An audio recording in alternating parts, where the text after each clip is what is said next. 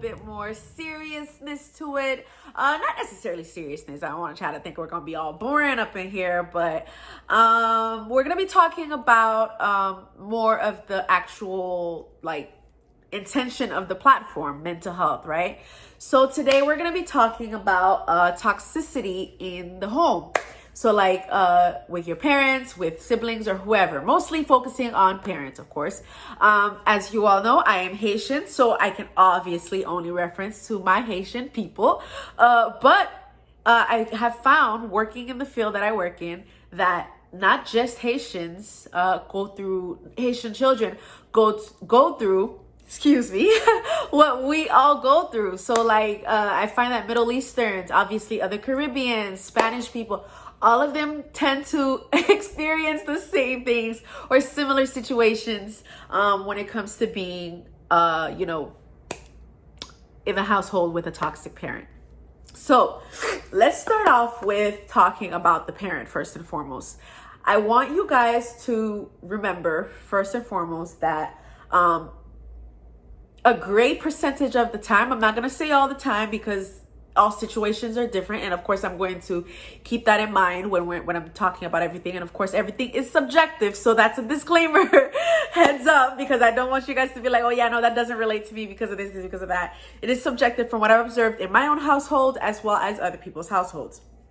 So remember that it is not intentional. When the parents are being toxic, when you find that your parents are just being just not understanding and just not being receptive to your views, whatever you're going through, remember that it's not intentional. A great percentage of the time, the parents are just trying their best based on what they learned, based on what they saw worked for them, based on what they saw, worked when they were growing up. Unfortunately, that's not always what's best, because obviously as time progresses, as the years go on, as generations grow, things change, people change, as you guys know and obviously see right now.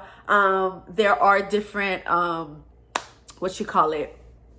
genders, so binary genders, gender neutral, all of that stuff. So obviously the world is evolving, and for some reason, a great percentage of our parents are still stuck in that mindset. Oh, well, that's what works for me, and that's what I'm going to be, bringing my house up in, that type of environment. And they just think that that's what's going to stick, when really the whole time their children are experiencing totally different cultures, totally different environments outside of their home, and they're not receptive to that. So I need you guys to understand that it's not always their fault. They're really just trying their best to do what worked for them and what worked in their household when they were growing up. So cut them a little slack.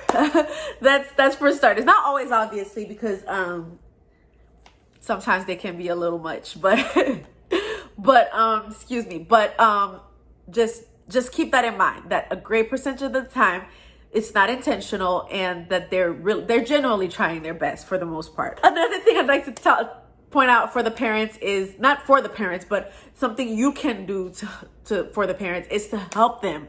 Okay, so what do I mean by help them? Okay, so when the parents are being quote unquote toxic, may it be them yelling, may it be them talking down on you, whatever it may be that is being toxic, you can help them by being either direct or subliminal. For me, being direct never worked. I don't know if it does work for other people. If it does, that's awesome. If you can literally go to your parents and tell your parents, hey, listen, what you did yesterday or what you did just now, it really hurt my feelings, and I don't like what just happened. Can we work out a different thing or do something else?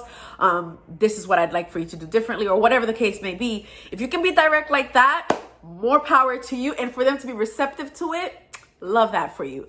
But for people like myself that cannot be that direct, and it's not even a matter of cannot be, it's just we as Haitian children often got the, oh, you're just a child, or what do you know? They're just always undermining your feelings, undermining your emotions, undermining everything. So you'd have to be a little bit more subliminal, but still direct in a sense.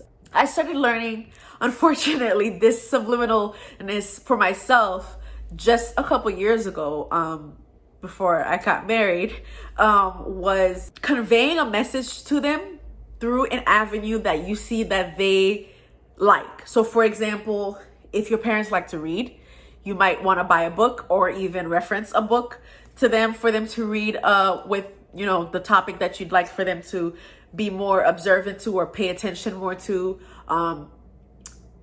My thing was, I know my parents are extremely religious, and like as I am too, but I know that they're extremely religious. So if there's something that I didn't like that they did, I would send a verse that relates to whatever they did.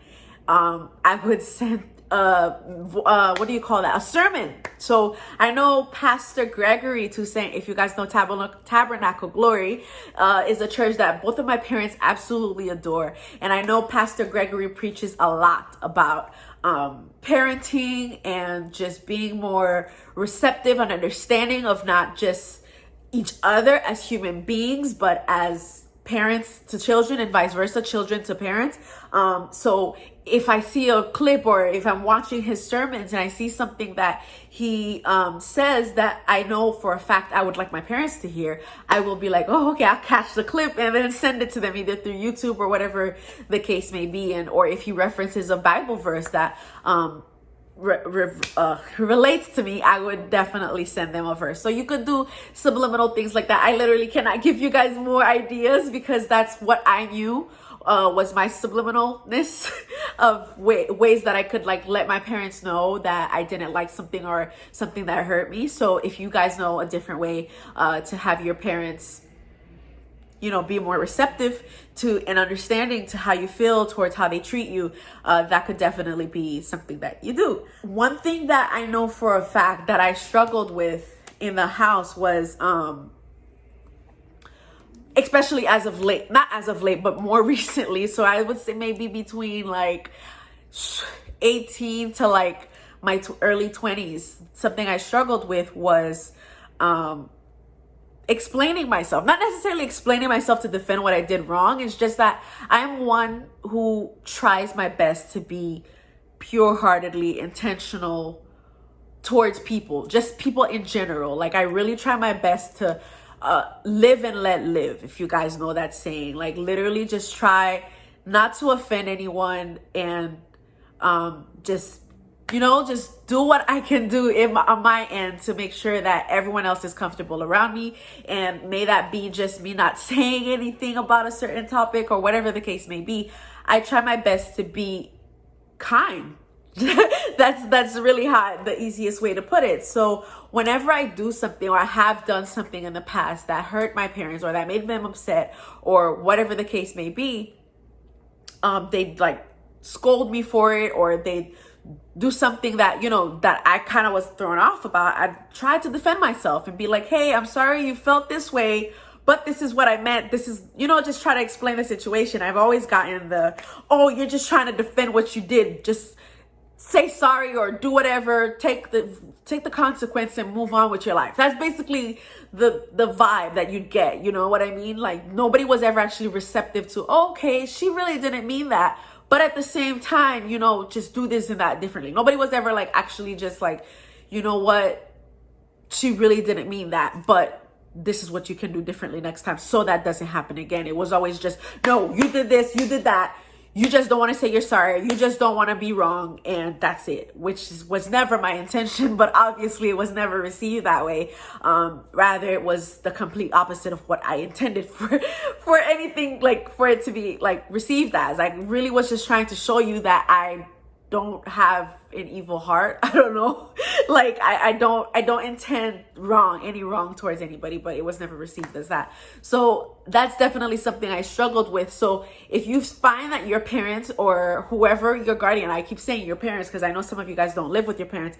If you find that whoever your guardian is, you know, who you reside with as, you know, the elderly person in the house is not receptive to that, try to refrain from doing that. Try to refrain from defending yourself, even if you really want to, even if you do have a pure heart, because it's not, people don't be wanting to hear that. And that's the case for, I find, even in the workplace, like wherever you are, I find that there's always like this group of people or just people in general that just don't have the, like, they don't want to listen to anything. They just want, sometimes they don't even want to hear sorry. Sometimes it's just like, you did this not to me, and then just walk away. They literally just walk away and just tell you what they want you to hear and just leave it at that. They don't want to hear sorry. They don't want to hear nothing. So if you can come back to the situation later, I would advise maybe doing that. Coming back to the situation, saying, hey, this was my intention. I'm so sorry. I did that this way. Can you please tell me what I can do differently to, you know, make sure that this doesn't happen again? Or for you to say, this is what I'm going to be doing differently so that it doesn't happen again. Is that cool with you? You know, just literally just trying to find a middle ground, because at the end of the day, people are people, regardless if it's your parents, regardless if it's your siblings. Everyone has emotions. Everyone has a heart. Everyone has feelings. So you don't want to just be stepping on toes everywhere. What can you do as the child in the household, or whoever you live with, your parents or your grandmother, or whoever that you reside with?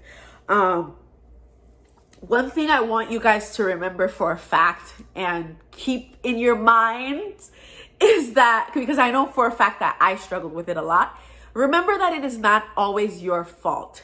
Notice how I said not always, because I know, especially for myself growing up, because obviously I had my little dizzard moments or rebellious moments, in which I would literally just do things out of spite, right? Because at the end of the day, as children, we just have that nature, either out of spite or just because we just want to do it. And regardless if our parents, we know for a fact our parents just not going to approve, we know that they're not going to like it. It's like, well, this is what I want to do and I'm going to do it. So just, when I said that it's not always your fault, sometimes it is obviously our fault. We go ahead and do things despite the fact that we know our parents won't like it. But in the event that, you know, it is your fault, you need to take responsibility for it. Of course, how our parents react to certain things that we do out of spite and just being a child is not always the best reaction. You know, sometimes beating you literally what might feel like to death, or just give you a punishment that you feel like was uncalled for. But if you know for a fact that your parents is not going to like something or not going to approve of something, just don't do it. As stupid as that sounds, because at the end of the day, when you're a young person, you know, like your friends want to go out or you want to do something that you know for a fact your parents won't agree with, especially the super strict ones who won't let you go out with your friends, and you really just want to do something really innocent and you just go ahead and do it just because you just want to live a little. I know how hard it is to literally just not do it, but if you're really trying to live a peaceful life, just don't do it, or find another opportunity in which you can do it. Like, just, you know, save that moment for another day, as opposed to literally just, you know, experiencing the consequences, whatever that may look like for you in your household. Another thing that I know you can do as a child, I did a lot, was apply your coping skills, especially in the moment when you're being yelled at, when you're being chastised in the very present moment. I can only apply this to being yelled at, because I don't know exactly what can be done when you're actually actively getting beaten. But because I know, and Lord knows, when those days came, when they would tell me to go find the belt or whatever the case may be, so they can be, pause for a second. How you gonna tell me to go find the weapon that you're gonna beat me with? Anyways, because I know you guys know that your parents, I don't know, the Caribbean people at least, they would actually tell you, go find me a belt. How you gonna tell me to go find you a belt to beat me? Like, where's the logic in that? Anywho, the coping skill I applied when I would be getting yelled at and stuff like that was literally think of them in a positive setting. What do I mean by that? One coping skill I did use that didn't work at all was counting, because I was just told to do that by, like, I don't know who told me to do that, but counting doesn't work. I don't think it ever works for me. And I'm talking about in every situation, regardless if I'm scared, regardless if, it's in a situation where I'm experiencing anxiety, counting never worked for me. So I don't know who came up with that, but yeah, so thinking of them in a positive light, in a positive setting, definitely has worked for me in the past. In the sense of, okay, so they're actively yelling at you. When was the time that you guys actually shared a moment of laughter? When was the last time you guys actually went somewhere and you both enjoyed yourself? So basically what I'm saying is tune them out.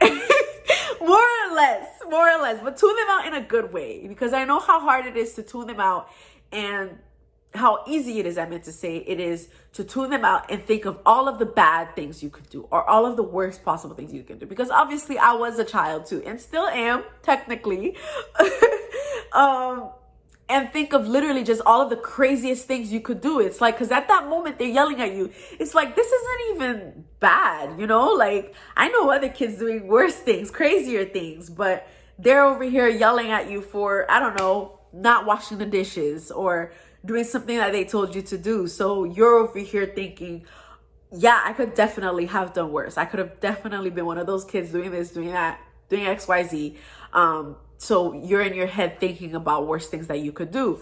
But thinking of them in a positive light actually helps. At least it helps for me in just ameliorating the situation and helping me to just calm down and not give responses. Because I know that you guys know, no matter what culture you're from and no matter who you're talking to, not even just your parents, if when you do have the audacity to give a response that rebuttals what they're saying to you, that goes against anything that they're angry at, it's just going to like make the situation a whole lot worse, like a whole lot worse.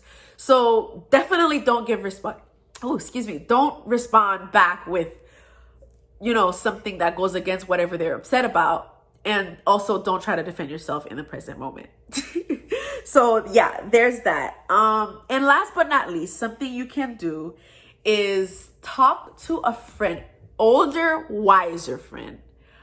It is so much easier to talk to a friend in your age bracket, in your age level, that's just going to be like, oh my gosh, damn, that's crazy. Why would they do that? Nah, my parents would never do that. Oh my goodness. Like literally just like tell you exactly what you want to hear. So you're over here just crying and sad and upset and angry at whatever your parents did, and you go to your cousin or you go to your best friend that's like around the same age as you, just venting to them about whatever that went down just now, just for them to tell you exactly what you want to hear. That's not going to help anything ever. Never has it ever in any time and point in history, because obviously, like I just said, they're going to tell you exactly what you hear. They're going to help you calm down, but not actually fix the situation. I know as young people, as children in a household, our first mindset is not always, dang, how can I make my relationship better with my parents? Is it possible to have a better relationship with my parents? Because in our heads, it's like, I didn't ask to be born.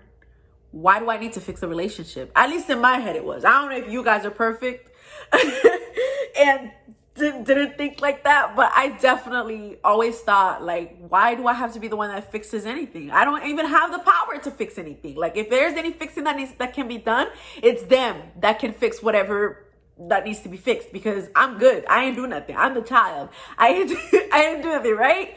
But if you have a wise mentality like that in that sense, which is what I'm advising you now to have, a positive and wise mindset to actually try and ameliorate. Maybe you're not going to become besties with your parents, obviously, but try to find peace, a middle ground at somewhere with your parents. Speak to someone that's older and wiser that went through a similar toxic household.